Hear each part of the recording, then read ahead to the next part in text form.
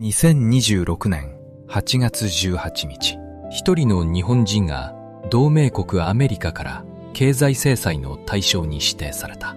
テロリストでも犯罪者でもない。この写真の女性、国際刑事裁判所 ICC の所長を務める日本人の裁判官である。名前は茜智子。なぜ裁判官が制裁されるのか。彼女がプーチン大統領に、そしてイスラエルのネタニヤフ首相に逮捕状を出した法廷の長だからである。ニュースは制裁の一言で伝える。だがその裏で何が起きているのか。そもそも ICC とは何なのか。なぜ日本人がその頂点にいるのか。東京裁判で裁かれた国の法律家が80年後、戦争を裁く法廷の長になった。今日はニュースが伝えない一行の裏側とその80年の物語を順番にお話ししたい。まず制裁を受けた日本人を紹介したい。茜智子、70歳。名古屋に生まれ、日本で30年以上検事を務めた法律家である。国連の犯罪防止研修所の所長などを経て、2018年、国際刑事裁判所の裁判官に就任。そして2024年3月、日本人として初めて ICC の所長に選ばれた。世界の戦争犯罪を裁く法廷のトップである。その茜所長は、すでにロシアから指名手配されている。2025年12月には、モスクワの裁判所が欠席裁判で実刑判決まで言い渡した。プーチン大統領への逮捕状に関わったからである。本人は、テレビのインタビューでこう語っている。怖くないかと言われると難しいところはありますけれども、この裁判所の裁判官になるにはそういう覚悟がなければなれませんので。そして2026年8月、今度は同盟国のアメリカがこの人を制裁リストに載せたのである。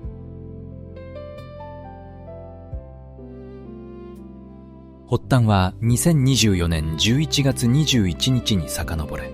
ICC はイスラエルのネタニヤフ首相と前の国防相に逮捕状を出した。ニュースはそう伝えた。では何が罪とされたのか。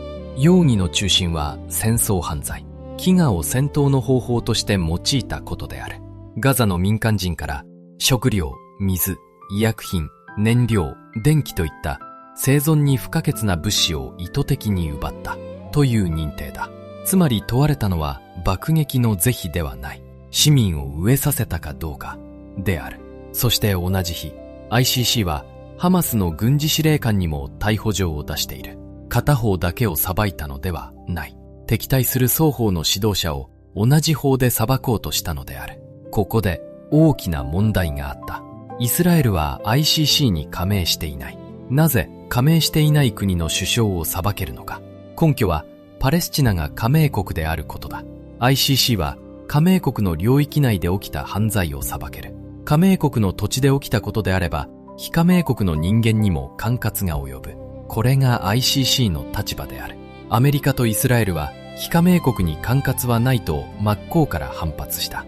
この対立が制裁の引き金になっていく。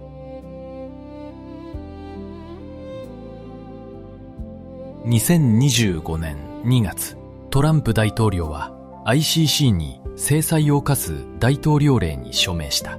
そして2026年8月18日、茜所長が SDN リストに指定される。SDN リストとは、米財務省が管理する制裁対象者の名簿である。テロ組織の幹部や麻薬王が載るあのリストだ。指定の理由は、悪意を持って権限を乱用した。では、載ると何が起きるのか。アメリカ国内の資産は凍結。アメリカ人、アメリカ企業との取引は禁止。ドルでの決済も事実上できなくなる。アメリカ系のカードや IT サービスまで止まる恐れがある。実際、先に制裁された前の主任検察官は、イギリスの銀行口座を凍結され、公務のメールまで止まったと報じられた。茜所長自身もカードが使えなくなったと明かしている。国際法廷の裁判官がテロリストと同じ名簿に載るとこうなるのである。茜所長は談話でこう述べた。ある程度予期していた。重要なのはこれを国際的な法の支配の終焉の始まりとさせないことだ。日本政府も動いた。高市総理は当初、大変残念と述べ、弱腰と批判されるとこう明言している。弱腰との批判は当たらない。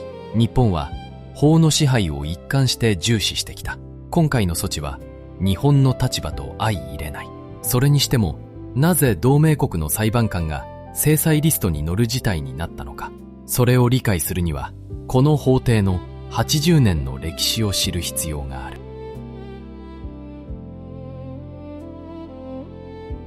国際刑事裁判所 ICC、2002 年、オランダのハーグに生まれた世界初の常設の戦争犯罪法廷である。現在の加盟国は125カ国。裁く罪はたった4つしかない。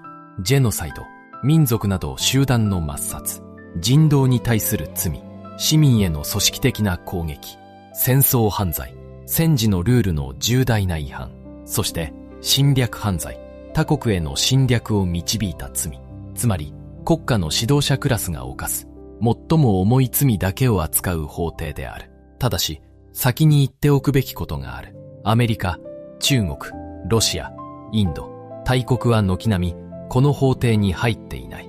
世界人口の半分以上はこの裁判所の外にいるのである。この事実が何を意味するかは後ほど詳しく話す。そして大原則が一つある。補完性の原則。その国が自分で裁くなら ICC は決して手を出さないという原則だ。茜所長も繰り返し強調している。各国が自ら法の支配を果たしていただければ、決して ICC は手を出さないわけですね。あくまで最後の砦なのである。もう一つ、あまり知られていない事実がある。この ICC を資金面で最も支えているのは、実は日本である。日本は加盟国の中で最大の分担金拠出国。アメリカのいないこの法廷を一番支えてきたのは日本なのである。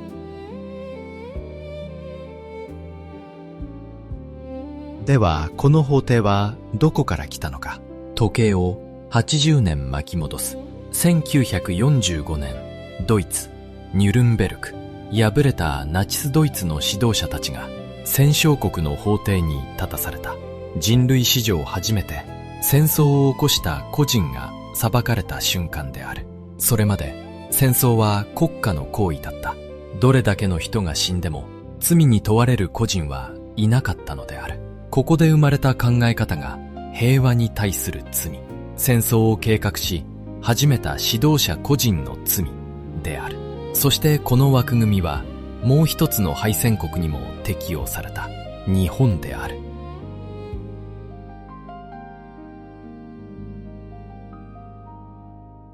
昭和21年5月3日、東京、市ヶ谷。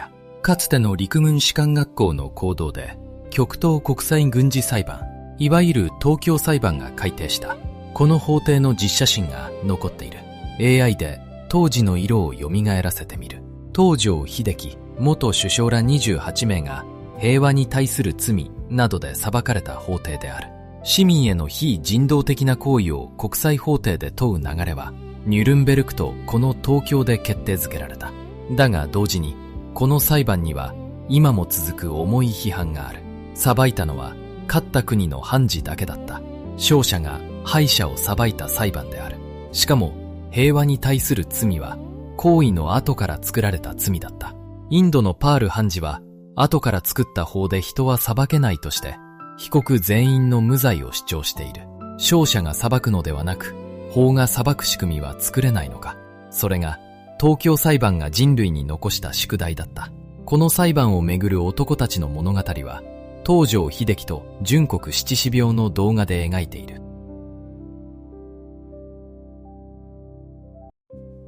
だがその宿題は半世紀放置される。米ソ冷戦である。国連の安全保障理事会は二大国が睨み合い、国際法廷を作る合意など望めなかった。その間も戦争と虐殺は続いた。象徴がカンボジアである。1970年代、ポル・ポト政権は推定170万人もの自国民を死に追いやった。だが国際法廷は作られなかった。ポル・ポト本人は一度も裁かれないまま、1998年に死んでいる。裁く仕組みのない世界では、どれだけの犠牲も罪にならなかったのである。転機は冷戦の終わりとともに来た。1990年代、ユーゴスラビア内戦とルワンダの虐殺。国連は安保理の決議でそれぞれ専用の国際法廷を設置した。旧ユーゴ法廷は161人を起訴し、ミロシェビッチ大統領を現職の国家元首として初めて戦争犯罪で起訴した。だが限界も見えた。事件ごとに作る法廷は事件が起きた後にしか作れない。裁判は長期化し、ミロシェビッチは判決を待たずに獄中で死んだ。事件が起きてから法廷を作るのでは遅い。最初から存在する常設の裁判所。人類はようやくそこへたどり着く。1998年7月17日、ローマ、国連の外交会議で常設の国際刑事裁判所を作る条約、ローマ規定が採択された。賛成120、反対7。東京裁判から半世紀、宿題への人類の答えだった。だが、反対した7カ国の中にアメリカがいた。世界中に軍を展開するアメリカは、自国の兵士が国際法廷で裁かれることを拒否したのである。2002年、ICC は正式に発足した。アメリカ抜きの船出である。アメリカは同じ年、ICC に拘束された自国民を軍事力で奪還する権限を大統領に与える、そんな法律まで作った。裁判所の所在地にちなんで、通称ハーグ振興法と呼ばれる法律である。一方の日本は2007年に加盟した。茜所長はこう語っている。これは人類の長年の夢だったと思うんですよね。日本にとっての ICC は長い年月をかけてようやく掴んだ一つの手段。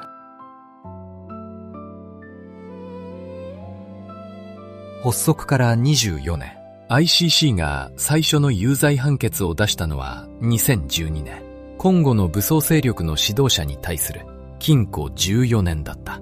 罪は15歳未満の子供を兵士にしたこと。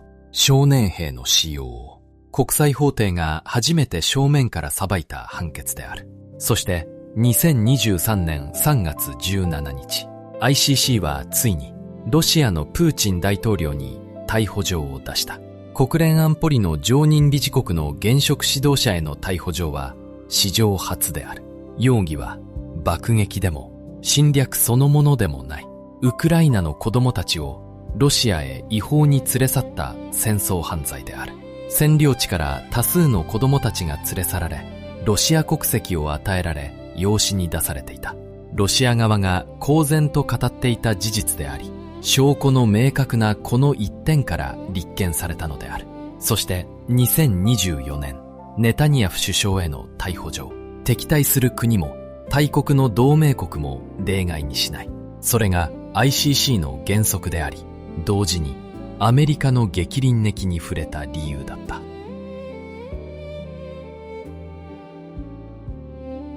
ここまで聞くと ICC は正義の味方に見えるかもしれない。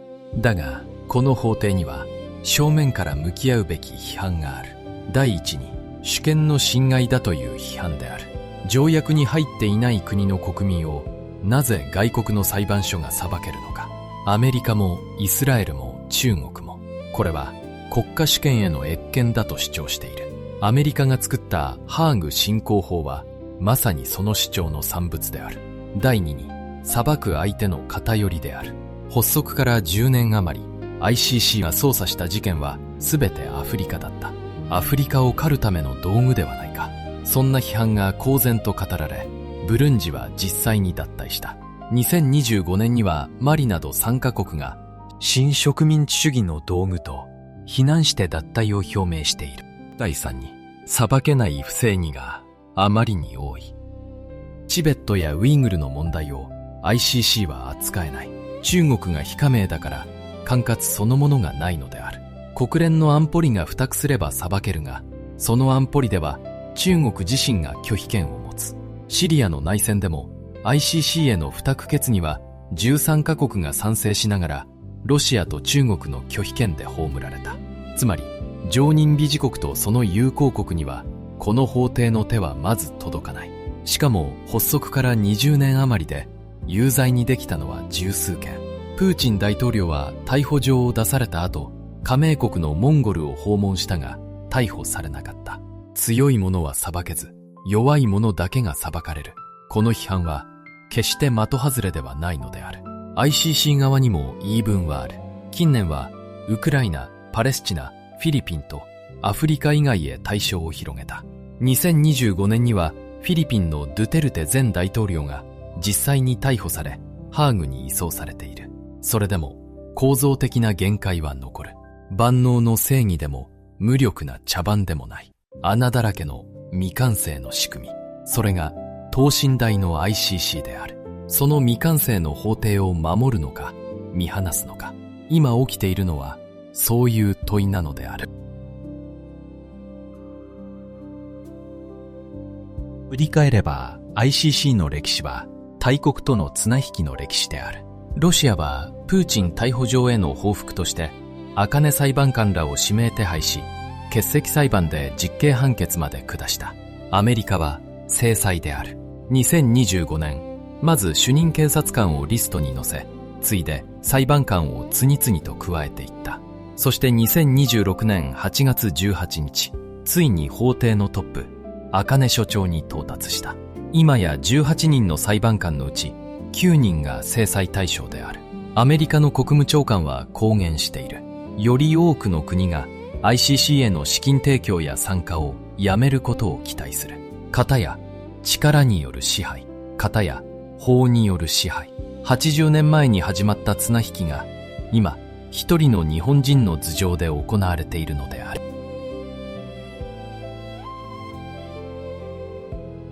ここで思い出してほしいことがある。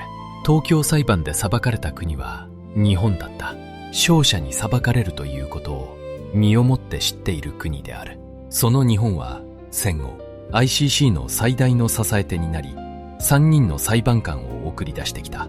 初代の雑賀文子、裁判所の次長を務めた尾崎邦子、そして茜智子。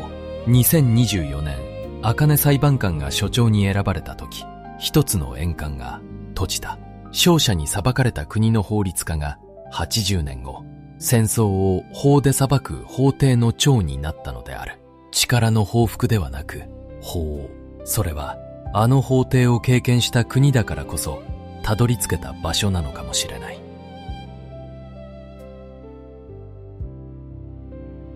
茜所長はインタビューでこう語っている。ICC がなくなった場合、力の支配、力の正義という主張がまかり通ってしまう。そして日本の視聴者に向けてこう問いかけた。日本は軍事大国ではない。平和と民主主義を掲げる国として今まで成り立ってきました。法の支配がなければ、日本人は、日本国は強い国に従うしかないのか。それで日本の独立と今まで築いてきた誇りが保たれてていくのか。裁判官は本来判決の中でだけ語るものである。その掟を破ってカメラの前に立った理由を茜所長はこう説明した。私への制裁はもう起きました。私にはこれ以上の制裁は起きない。だからその範囲で語ることが、特に日本の皆さんに語ることが重要だと思いました。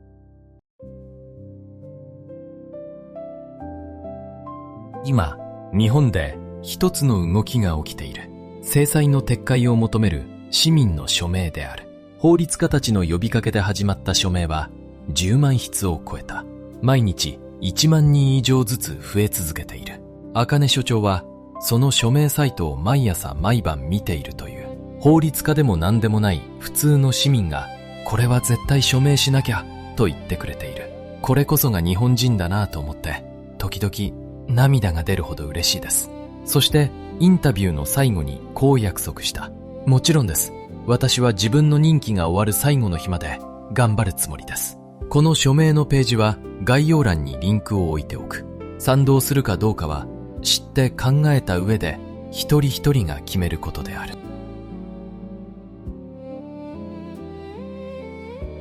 80年前、廃墟の東京で、勝者が敗者を裁く法廷が開かれた。そこに残された宿題。勝者ではなく、法が裁く仕組みは作れないのか。人類はニュルンベルクと東京から出発し、冷戦の半世紀の停滞と90年代の悲劇を経て、2002年、ようやく常設の法廷にたどり着いた。そして今、その法廷の頂点に、裁かれた国の法律家が立っている。ICC は完成品ではない。大国は入らず、裁けない不正義を抱え、主権侵害だという批判も受け続けている。法の支配か、力の支配か、80年かけた宿題の答えはまだ出ていない。だがその答えを決めるのは大国だけではないはずである。毎日1万人ずつ増えていく署名が、それを静かに証明している。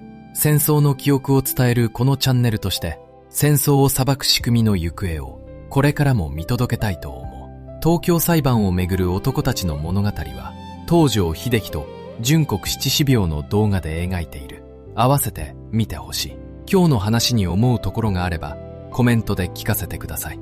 この動画が心に残ったら、高評価とチャンネル登録で応援よろしくお願いします。